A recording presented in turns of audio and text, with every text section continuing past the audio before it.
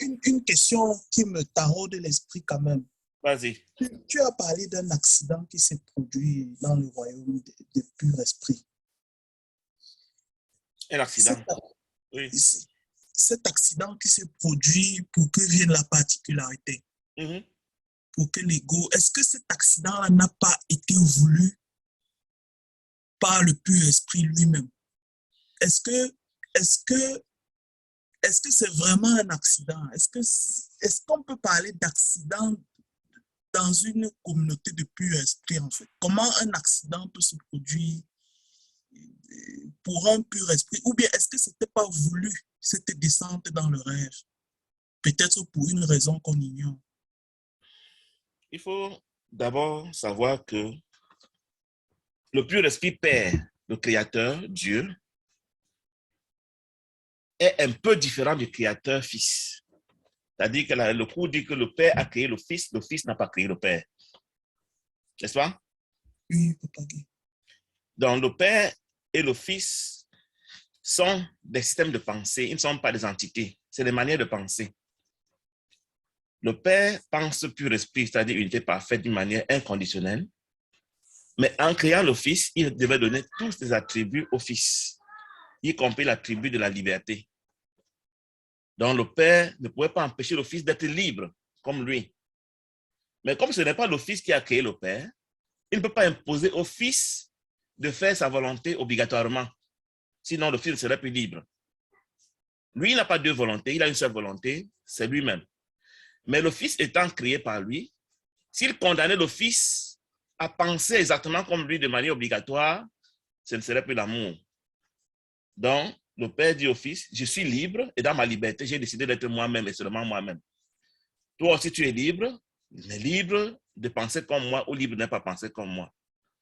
Donc, quand je dis accident, c'est que le Fils a fait valoir son droit à la liberté de penser autrement pour voir ce que ça ferait que de penser sans le Père. C'est ça que j'ai appelé accident, pour dire que le Fils, en acceptant de faire une expérience inédite, ne pouvait pas imaginer l'ampleur de la catastrophe. Parce que si tu sais que tu vas faire un accident mortel demain, en faisant un voyage, si tu peux annuler ce voyage, tu l'annulerais. Si le Fils avait connu les conséquences de quelque chose qui n'a jamais existé et qu'il était en train d'inventer et que même le Père ne peut même pas imaginer, il n'aurait pas engagé cette aventure. C'est ce que j'appelle accident. Donc, la liberté est ce qui a permis au Fils de penser autrement. Et en pensant autrement, il a découvert ce que nul n'a jamais découvert avant, que le Père ne connaît pas et que personne n'a jamais imaginé avant. C'est ce monde-ci. D'accord, Papa Guy, mais je t'ai écouté attentivement, mais puisque c'est le Père, le Créateur, et le Fils est la créature, est-ce que le Fils peut penser quelque chose que le Père n'a pas créé, au point d'inventer une nouvelle notion de penser opposément, contrairement à la pensée du Père? Je recommence. Le Père est le Créateur, il a une seule manière de penser, et dans sa manière de penser, il a l'attribut liberté. En créant le Fils, il donne la liberté au Fils d'accepter son offre ou de la rejeter. Mais lui, il n'a pas d'alternative. Et le Fils a donc utilisé le droit de choisir une alternative qui n'existe pas, à savoir rejeter le Père, sinon ce ne serait plus l'amour. Parce que si le Père avait forcé le Fils à forcément penser comme lui, ce serait la prison, ce ne serait plus la liberté, ce ne serait plus l'amour. Donc le Fils a fait valoir ce droit à la liberté de penser autrement, pour penser autrement, mais cela ne s'est pas passé dans la réalité, parce que la réalité étant déjà pleine du Père, c'est que le Fils a dû penser, Okay. il a pensé dans un rêve. Ok, je comprends maintenant. Bon, j'essaie de comprendre. La pensée du Père remplissant tout l'univers, la pensée alternative du Fils ne pouvait pas se passer dans la réalité, parce que la réalité était pleine du Père. Il ne lui restait plus qu'à inventer un concept de rêve pour penser autrement que le Père. Parce que le penser autrement que le Père signifie faire tout le contraire de ce que le Père fait. Donc, si le Père pense dans la réalité, le Fils pouvait penser que dans quelque chose qui n'existe pas. C'est pour ça qu'on dit que ça n'a jamais passé, parce que ça ne s'est jamais passé dans la réalité. Donc, si le Père pense amour, le Fils ne pourrait qu'inventer la peur. Donc, ce que le Fils a inventé est l'opposé radical de tout ce que le Père avait créé pour être lui-même. Ah, je comprends maintenant, je comprends mieux. Cela veut dire que, voilà, une autre question, Papa Guy. Est-ce que, puisque nous sommes des rêves, nous sommes des rêves, comme tu expliques, comme tu as expliqué aussi tout à l'heure. Nous sommes de cette liberté que le Fils a pris. Est-ce que cela veut dire, est-ce que notre attribut au ciel, est-ce que c'est uniquement le Père ou bien il y a, par exemple, un Nya qui existe différent? Est-ce que, je veux dire, comme tu dis souvent que le pur esprit est unique, est-ce que cela veut dire que c'est une seule occurrence ou bien il y a un Nya au ciel, un Papa Guy au ciel ou peut-être un Wilfried au ciel? Est-ce que c'est juste une unique personne, bon, système de pensée qui est représenté par une seule truc, personne, ou bien il y a différentes occurrences de chacun correspondant à l'occurrence du rêve? Tu dois comprendre que chaque univers a sa réalité. Le ciel est l'univers où les entités sont les idées, c'est-à-dire les systèmes de pensée, la manière de penser, pendant que notre monde est un univers où les entités sont des corps. Donc, le corps est l'équivalent du système de pensée au ciel. Donc, il y a un seul système de pensée au ciel, comme il y a plusieurs corps dans le rêve. Parce que le Fils voulait faire l'opposé du Père. Comme le Père a dit que lui, il a choisi les pensées, le Fils a dit, moi, il choisit les corps. Le Père a dit qu'il n'y a qu'une seule pensée dans un seul système de pensée. Le Fils a dit, bon, moi, il choisit dans plusieurs corps. Tu vois? Et ça fait que, comme il y a un seul corps, entre guillemets, au ciel, dans un seul système de pensée, toute entité qui pourrait exister et s'identifier en système de pensée est forcément cela. Donc, même si on peut la désigner, le Père, le Fils, Nya, Guy, Albert, machin, tout se réfère au même corps, c'est-à-dire au même système de pensée qui est l'unique réalité au ciel. Donc, la réalité là-bas n'est pas l'étiquette, le nom qu'on donne. La réalité, c'est le système de pensée. Contrairement à chez nous ici, où la réalité, c'est le corps, et qui, naturellement, a son propre nom, différent du nom des autres, et son propre corps. Et ce n'est pas le cas au ciel. Donc, nous voulions faire exactement l'opposé de ce qui se fait au ciel. Au ciel, il y a un seul corps, entre guillemets, un seul système de pensée. Nous avons inventé plusieurs corps. Au ciel, ils partagent le même corps, le même système de pensée. Ici, nous ne partageons pas nos corps, nous ne partageons pas. Et même, nous avons même simulé une sorte de fausse pensée dans le rêve qui est encore individuelle. Ok. Cela veut dire que les anges, les principautés, ça n'existe que dans notre rêve, ou bien c'est pas quelque chose qui est inhérent à la réalité du ciel? Le mot principauté, je ne le connais pas dans un courant miracle, mais je connais le mot ange. Les anges sont, parce qu'en fait, l'histoire c'est quoi? L'histoire c'est que si tu connais un peu l'expérience de Schrödinger, le chat de Schrödinger, tu vois? Tu la connais? Non, Papa Guy. J'ai entendu peut-être parler. Cette expérience est fondamentale pour comprendre un courant miracle, pour comprendre la spiritualité. À savoir, l'expérience du chat de Schrödinger dit que toute réalité a deux natures, une nature morte et une nature vivante. Tu vois? Donc, en fait, le Père n'a créé que le chat vivant, la réalité vivante. Le Fils a inventé une réalité morte qui fait dans le rêve. Cette expérience est permanente dans tous les niveaux de la physique quantique, en partant de l'invention du Fils. Quand il avait inventé une alternative à la vie, il a inventé la mort. Donc, le chat mort qui est donc l'équivalent du Fils qui est en train de rêver. Le chat vivant est à jamais au ciel et n'a jamais changé. Ce n'est que lui que le Père connaît. Donc, le Fils, en somblant dans le rêve, a inventé une réalité rêvée. Et ce principe est demeuré même jusqu'à aujourd'hui dans notre physique quantique où, pour chaque entité quantique, il y a toujours deux polarités. Une polarité gauche et une polarité droite. Pour chaque attribut que nous avons, il y a toujours une polarité égaux et une polarité Saint-Esprit. Donc, tout attribut dans notre réalité de rêveur a un mélange d'un peu de Saint-Esprit, d'un peu d'ego. Il n'y a que le Saint-Esprit qui est 100% lui-même, l'ego est 100% lui-même, mais nous sommes un mélange. Et c'est toujours un mélange qui va à 100% des deux polarités. L'idée ici étant que dans le rêve, nous apprenions à être 100% Saint-Esprit et 0% ego. Mais avant qu'on ne soit cela, nous sommes donc en train de rêver d'être dans ce monde-ci. C'est un peu ce principe-là qui gouverne tout le cours et qui gouverne toute la spiritualité, qui gouverne tout l'univers. Le fait qu'il y ait toujours deux polarités pour chaque chose dans le monde quantique, dans le monde spirituel. La polarité vivante et la polarité morte au ciel, qui est donc le chat mort, qui n'a jamais existé puisque personne ne peut voir les deux. Le Père, lui, ne voit que le chat vivant, la polarité vivante, et nous, on ne voit que la polarité morte, le chat mort. Donc, parce que nous voyons le chat mort, on ne peut pas voir le chat vivant. Quand nous allons voir le chat vivant, on ne verra plus le chat mort. Mais pour voir le chat vivant, il faut que nous pensions comme le Père. Wow. Mais où interviennent donc les anges dans le courant miracle? Les anges sont dans les fils de Dieu qui n'ont pas rêvé. Ce n'est pas tous qui ont rêvé, c'est un seul qui a rêvé. Et en rêvant, il s'est donc divisé dans le rêve. Tous les autres qui n'ont pas rêvé, on peut les appeler des anges, ça s'amuse. Mais n'imagine pas qu'ils ont des ailes. Tout simplement, les fils de Dieu qui ne sont pas venus sur la terre, qui n'ont pas rêvé de séparation, c'est le chat vivant. Wow.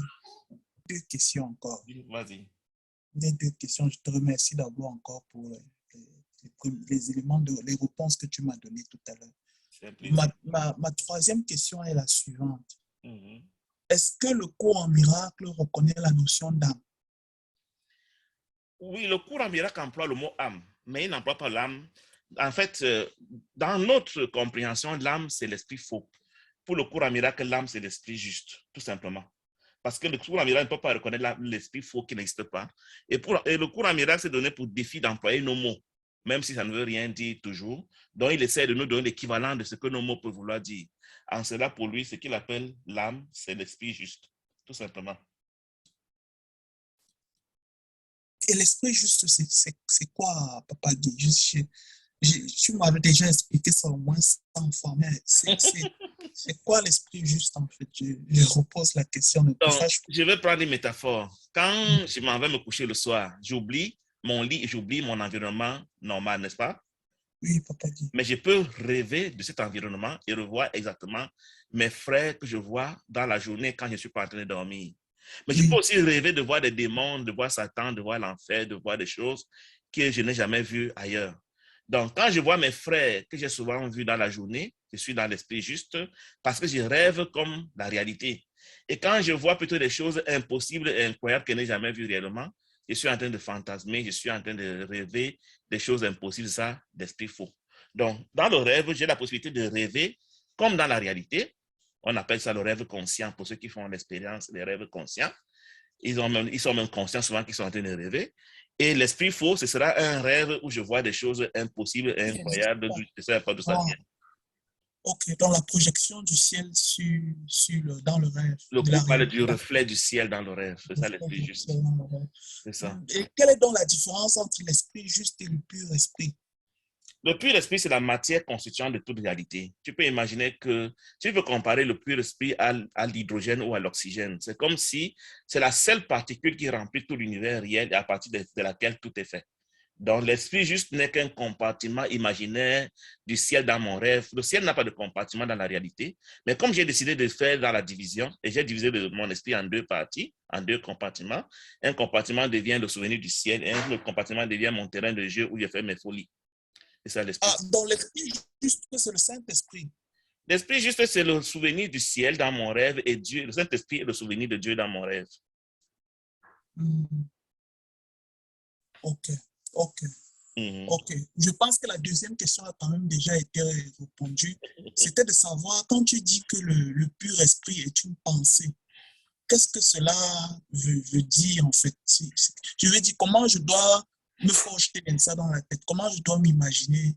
Moi, je m'imagine le pur esprit comme une particule, c'est-à-dire c'est une particule. Chaque univers est composé de particules. Le pur esprit est la seule particule au ciel, dans la réalité, pendant que nous, dans notre rêve, on a des particules chimiques que tu connais, des particules élémentaires que tu connais, qui permettent de constituer toute la matière. Donc, le seul composant élémentaire au ciel, c'est le pur esprit. C'est comme ça que moi, je comprends ça. Et les attributs de Dieu sont des attributs du pur esprit. Donc, tu peux le comparer à un photon spécial qu'on ne trouve qu'au ciel et qu'on ne trouve pas dans notre monde, pendant que nous, dans notre monde, on trouve des photons, des neutrons, des électrons, des atomes, des machins, des trucs. Donc, le pur esprit est la seule particule qui fait la réalité et qui compose tout ce qui est au ciel. Et ses attributs sont donc ainsi donnés à tout ce qui est au ciel. D'accord, Papa Guy. D'accord. Une dernière question encore. Si tu as d'autres, il n'y a pas de problème, je suis avec toi. Je pense que tu m'avais enseigné, quand je t'avais posé la question, tu m'avais dit que c'est Dieu qui fait le dernier saut. Dernier pas. Le dernier pas. C'est quoi exactement encore? C'est quoi? En fait, c'est parce que s'il n'y a que le pur esprit au ciel et le pur esprit est Dieu, qu'est-ce qui peut t'amener au ciel? Ce n'est que la seule chose qui est au ciel, c'est Dieu. Donc, il n'y a pas un Saint-Esprit pour t'amener au ciel, ni toi-même y entrer, puisqu'il n'y a qu'une seule chose au ciel, c'est Dieu. Donc, forcément, si tu dois aller au ciel, c'est Dieu qui est au ciel qui peut t'inviter à entrer au ciel. Il n'y a rien d'autre. C'est juste pour dire qu'il n'y a que Dieu dans la réalité, c'est ce que ça veut dire. Et s'il n'y a que Dieu dans la réalité, pour que tu retournes à la réalité, il faut que cette réalité t'invite elle-même. Il n'y a rien d'autre. Qu'est-ce que tu attends qui pourrait t'aider à entrer dans la réalité? C'est la réalité elle-même qui t'invite, comme si elle t'aspirait. Mais quand il envoie son Esprit Saint, je veux dire, quand il active l'Esprit Saint en nous, c'est déjà une forme d'invitation, non, Papa Guy? Il active l'Esprit Saint en nous, c'est un gros mot. C'est toi qui es allé dormir et tu as gardé le souvenir quand même du ciel. Donc, quand on dit que Dieu nous a donné, en fait, Dieu est une manière de penser. Et cette manière de penser est partagée par nous tous. Donc, tu l'as conservé, mais tu l'as conservé sous la forme du Saint-Esprit dans ton rêve. C'est tout simplement cela. C'est toi qui éteignes le Saint-Esprit dans ton esprit. C'est toi encore qui l'active toi-même pour dire maintenant, il veut rentrer à la maison. Et tu te rappelles de comment tu pensais au ciel. Il n'y a pas un Dieu en dehors de toi, c'est toi seul. En fait, notre esprit est comme, j'aime bien dire, comme un téléviseur avec des milliards de canaux. Et il y a un canal qu'on appelle le canal ciel, où on pense comme Dieu. Et les autres canaux où on pense comme la terre, où on pense comme les extraterrestres, où on pense comme n'importe quoi. Donc, tu ne peux voir que le canal que tu as activé. Et quand tu as activé un canal, tu vois son univers et tu choisis un acteur dans ce canal que tu crois être toi. Donc, quand tu seras fatigué de voir les faux canaux, tu vas activer le canal ciel et tu vas voir le ciel et tu vas retourner au ciel. Donc, il n'y a pas un Dieu qui va venir t'activer quelque chose. Et cette activation, elle est inconsciente ou bien... Elle est inconsciente au niveau du corps parce que le corps apparaît dans un écran, mais elle est consciente au niveau de la conscience. C'est un choix conscient qui a été fait, mais pour rendre le cinéma que tu es en train de voir intéressant, tu as décidé de faire semblant d'avoir oublié que c'est toi qui as décidé de tout. Oui, Papa Guy, ce sont les notions que tu m'as déjà expliquées, mais excuse-moi de reposer encore quand même parce que... Je ne suis pas fatigué de tes questions, vas-y. Ok. La conscience elle-même se trouve où? Puisqu'elle est ni dans le corps, ni dans ni dans le ciel, puisqu'il n'y a que le pur esprit au ciel. Où se trouve la conscience dans mon rêve, en fait? Je veux dire, puisque c'est pas moi je semble n'être limité qu'au corps. Où se trouve la conscience dans mon rêve? Elle se trouve à quel niveau, en fait? Au point où je peux l'influencer pour pouvoir peut-être retourner au ciel. Il y a deux univers, l'univers des idées et l'univers de la pensée, de la matière. D'accord? Oui. À jamais. Donc, dans l'univers des idées, que ce soit dans la réalité ou dans le rêve, il y a une seule idée, il n'y a pas deux idées. Ce qui change, c'est ta manière de percevoir cette idée. Une idée, je l'ai comparée à l'oxygène, je l'ai comparée à la lumière, quelque chose qui remplit tout l'univers et il n'y a pas moyen de le diviser. Donc, ça, c'est la réalité. Maintenant, cette idée, si tu la perçois différemment de Dieu, elle peut faire la magie, elle peut devenir une idée magique et faire des choses bizarres. Donc, quand tu vas en boîte de nuit, par exemple, tu vois les jeux de lumière qui changent de couleur. Tu peux comparer donc cette idée à une idée qui normalement ne devait pas changer de couleur, mais toi, tu as inventé une aptitude à lui faire changer de couleur. Et chaque couleur devient donc une entité, un univers, une conscience et que sais-je encore. Donc, la conscience n'est qu'une autre constellation de la même idée. Il y a toujours une seule idée en toutes circonstances qui, selon que tu lui donnes une certaine constellation, va jouer une certaine fonction. Donc, on dit esprit conscient, esprit inconscient, la conscience, Dieu, le ciel, la réalité, je ne sais pas moi quoi. Tout ça se joue seulement à partir de la même et unique idée qui change en fonction de ta manière de la percevoir. Et une idée n'est nulle part. C'est la même idée qui te joue tout ce cinéma. C'est pour ça qu'on dit que nous sommes un, aussi bien dans la réalité que dans le rêve, parce que c'est toujours la même idée. Soit tu ne la changes pas et tu la vois comme Dieu la voit et tu vois le ciel, soit tu joues à la changer parce que tu crois que tu es assez puissant, tu veux inventer des choses inédites et du coup tu peux inventer tout ce que tu veux, la conscience, les univers, le monde, les salles de cinéma et qu'est-ce que j'ai encore, les corps. Tout ça, c'est toujours des images qui viennent de la même idée, selon la manière de la voir, selon la constellation que tu lui confères, elle va te montrer ce que tu as voulu voir. Wow. D'accord, Papa Guy, merci beaucoup. Il n'y a pas de lieu dans l'univers des idées. Il y a une seule idée à jamais avec laquelle nous faisons toutes nos magies que nous voulons faire. Quand tu seras fatigué de faire la magie, tu vas la voir comme Dieu la voit et tu vas te retrouver au ciel. Tu sauras que tu es Dieu au ciel. Ça veut dire que les pays n'existent pas, la terre n'existe pas. Quand tu vas au cinéma et que tu vois les images à l'écran, elles existent. Seule l'idée existe et il y a une seule idée. Une seule idée, que ce soit pour la réalité ou pour le rêve. C'est pour ça que quand tu commences à la voir colorée, tu ne la vois plus réelle. Et quand tu la vois réelle, tu la vois plus colorée. Et quand tu la vois colorée, elle manifeste des formes, des objets, des symboles, des corps, des univers, de la matière.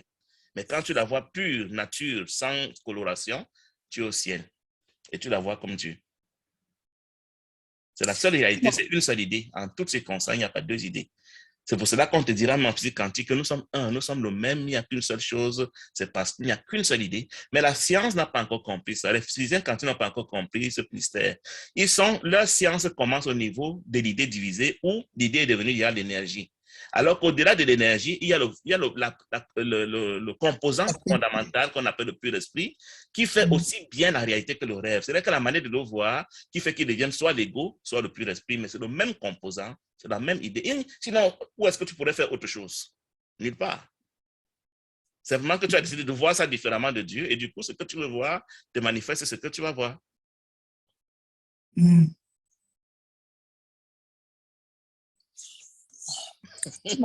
Tu m'avais dit que quand tu me parlais du Saint-Esprit, que le Saint-Esprit prend une de tes occurrences futures. Ça, c'est le scénario. Tu sais, dans un film, on peut faire comment on appelle ça? On peut faire tous les effets spéciaux possibles. Hein. Donc, le rêve n'a pas une science mathématique qu'on peut te dire que voilà comment ça fonctionne. Il y a tellement d'alternatives, de possibilités dans le rêve que chacun peut inventer tout ce qu'il veut. Donc, ne t'attends pas à ce qu'on te dise la vérité sur le rêve, puisque le rêve n'est pas réel. Donc, si je te donne un ressenti, ce n'est pas forcément la vérité parce que le rêve n'existant pas, on ne peut que parler de quelques petites bribes d'expérience qu'on a faites par rapport aux séquences, aux saisons du film qu'on a vues. Les variantes du rêve sont infinies, puis pas dire infinies, mais elles sont tellement nombreuses que tu ne peux pas dire voici la science de la physique quantique, voici la science de la métaphysique, voici la science de ce qu'on fait comme expérience quand on décède. Vraiment, il n'y a pas quelqu'un qui va te faire un catalogue un jour de comment fonctionne le rêve. Dans le rêve, ma question est de savoir que puisque nous sommes dans une particule fondamentale, le pur esprit, ça veut dire que le temps n'existe pas même dans le rêve. Bien sûr que le temps n'existe pas dans le rêve, mais nous, au niveau des corps, à l'écran, parce que l'écran est limité, il fallait voir l'écran par section. Et la section que tu la vois pendant un certain temps. C'est comme ça qu'on a inventé le temps. Ah, oui. Bon, ma question, c'est de savoir, mes ancêtres, bon, entre guillemets, ils sont morts et ils ne sont plus là, on les a enterrés. Ils sont dans la pellicule. Le film est dans une pellicule déjà jouée et terminée. Maintenant, le temps que nous voyons, c'est une section de l'écran. C'est-à-dire que tu as un projecteur qui te montre une portion de la pellicule, mais on peut aller activer n'importe quelle portion de la pellicule et voir cette séquence-là, que ce soit avant ou après. C'est possible à celui qui est devenu un maître. Donc, le Saint-Esprit, lui, voit toute la pellicule en permanence. Même l'ego voit toute la pellicule en permanence, mais nous ne voyons que la fenêtre qu'on a voulu présenter dans un écran limité qu'on appelle le monde. Incroyable. Merci, Papa Guy. Merci. Merci beaucoup.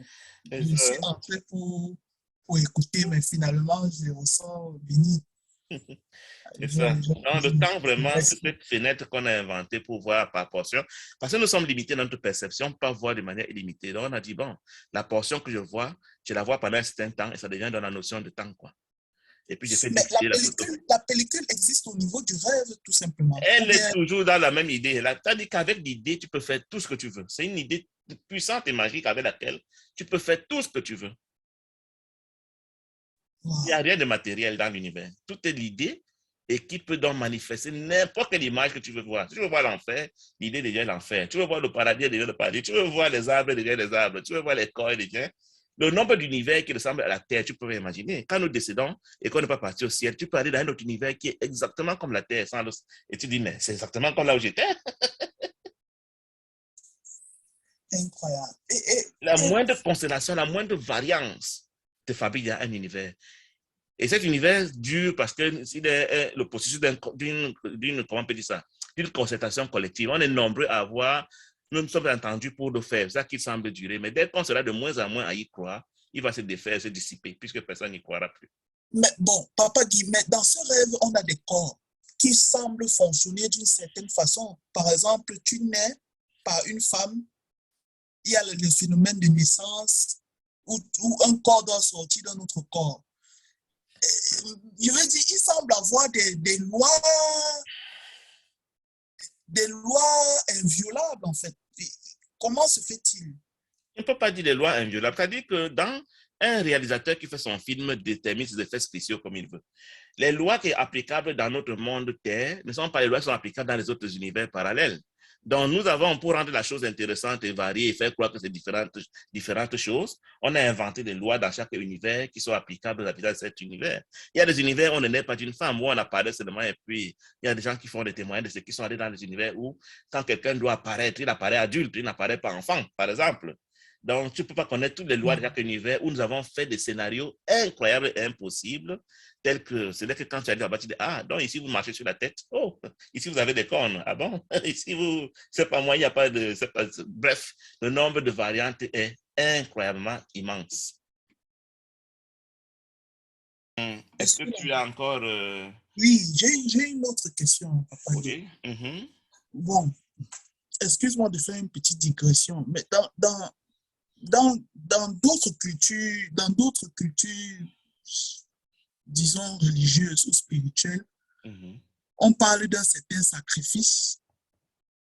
Par exemple, même la chanson sur passée parlait de sacrifice. Que le Père doit faire un sacrifice pour que nous puissions, pour que le voile se déchire, pour que nous puissions avoir accès de nouveau à lui. C'est quoi ce sacrifice dans un cours en miracle? Ce sacrifice-là, de quoi s'agit-il? Ou bien est-ce qu'il existe un sacrifice semblable dans le cours en miracle? Ou ce sacrifice, s'il en existe, ce sacrifice-là, de quoi s'agit-il en fait? Tu dois comprendre que chaque terme est défini par rapport au système de pensée qui régit la personne qui parle et qui pense. Le ciel et le cours en miracle te parlent d'un univers de la perfection où tout est toujours maximal et tout est toujours parfait. Donc, si on fait un sacrifice dans un univers où tout est maximal et parfait, la chose maximale et parfaite ne sera plus maximale et parfaite. Donc, le concept de sacrifice est inconcevable dans le cadre d'une logique de perfection. Donc, le sacrifice n'existe pas dans un cours en miracle, il n'existe pas dans la dimension du ciel. Parce que s'il faut sacrifier, ça veut dire qu'on a découpé. Et si on a découpé, on a tué. Et on ne peut pas tuer au ciel là où il y a un seul. Donc, les autres ont le droit de parler de sacrifice, mais ce sacrifice n'est concevable que dans la dualité, mais il n'est pas concevable dans l'unité parfaite. Donc, la notion de sacrifice est autorisée dans d'autres paradigmes, mais dans un cours en miracle, elle est impossible. Le sacrifice, c'est le fait de perdre une partie de toi, peut-être en échange de quelque chose, c'est impossible. Puis celui qui a tout ne peut pas perdre, sinon il n'aura plus tout. Et à la limite, il veut seulement tout donner. Donc au ciel, on veut seulement donner, on n'a même pas envie de prendre. Or, quand tu me fais un sacrifice, ça veut dire que j'ai un besoin que tu dois combler. Et quel besoin Dieu aurait-il pour qu'il soit comblé en échange de quoi que ce soit? Dieu n'a besoin de rien. Donc le sacrifice est un concept étranger dans le paradigme d'un cours en miracle. Oui, mais Papa, dans le cours en miracle, j'avais lu comme quoi les sacrifices, les enseignants de Dieu doivent passer par des périodes troubles, difficiles. Mais ça, ce n'est pas le ciel. L'enseignant de Dieu, c'est dans le rêve. Dans le rêve, on parle de sacrifice. Dans le rêve, on n'est pas encore parfait. Mais une fois qu'on est au ciel, il n'y a plus de concept de sacrifice. On veut quitter l'univers des sacrifices, ce qui nous fait souffrir, pour entrer dans l'univers de l'absence de sacrifice. C'est le sacrifice qui nous fait souffrir. Parce que quoi qu'on dise, nous perdons quelque chose dans le sacrifice et ça nous cause de la douleur. Or, le but est de sortir de la douleur, donc d'aller dans un univers où tu as toujours tout et tu n'as rien à sacrifier. Donc, tu ne peux que donner, mais tu n'as rien à recevoir. Le pardon, je sais que ça doit être automatique, mais chez moi, je n'arrive pas que ça soit automatique. Parce que chaque fois, ça peut me venir 3, 4 fois, toujours la même chose. J'essaie de pardonner, mais c'est comme si je n'oublie pas la chose que j'ai pardonnée. Et c'est pas ça, c'est vraiment un défi pour moi. Je pardonne quelque chose, surtout moi, je ne parle pas des relations personnelles comme ça, ou bien des amis personnels, mais je parle du pardon comme ça. Les choses se passent, j'ai pardonné, mais c'est comme si la chose revient encore. Est-ce que je peux te répondre? Pour me rappeler. Hein? Est-ce que je peux te donner mon avis là-dessus? Oui, sans problème. Tu dois comprendre une chose, c'est que la mémoire n'est pas appelée à s'effacer. On a une mémoire. Donc, le pardon ne te demande pas d'oublier. Le pardon te demande de ne plus avoir des réactions émotionnelles quand tu repenses à la chose après. Le plus important n'est pas d'oublier, alors que l'oubli n'est pas attendu de toi. Ce qui est important, c'est être stable. Quand tu as pardonné, tu es stable quand tu repenses à la situation qui t'avait troublé à l'époque. Tu reconnais que tu n'as pas pardonné quand tu perds ta paix en voyant une situation ou en pensant à une situation du passé. Donc, quand tu as pardonné, tu es stable, tu es calme, tu es serein, même quand tu y repenses, bien quand tu vois n'importe quelle situation. C'est là que tu as pardonné. Parce que les émotions sont le témoignage de ce que nous prenons la chose pour réelle. Donc, quand tu n'as plus d'émotions, surtout négatives, c'est un signe que pour toi, et c'est un non-événement, donc tu as vraiment pardonné. Donc, le pardon ne te demande pas d'oublier, il te demande de ne plus avoir des émotions négatives par rapport à la chose. Ah, ok. Parce que moi, je croyais que j'ai dit, mais chez moi, c'est bizarre. Pourquoi je n'arrive pas à abandonner, à oublier ça? Non, ce n'est pas ça qui est demandé. Ce qui est demandé, c'est ne pas réagir émotionnellement. Parce que pour que quelque chose te trouble, il faut que la chose soit réelle. Et si la chose n'est pas réelle, naturellement, elle ne va pas te troubler, elle ne va pas te brusquer. Donc, dès que tu peux réagir avec émotion, avec colère, avec haine, jalousie, que sais-je encore, la chose est réelle pour toi, donc tu n'as pas pardonné. Ouais, merci. Un plaisir, mon frère.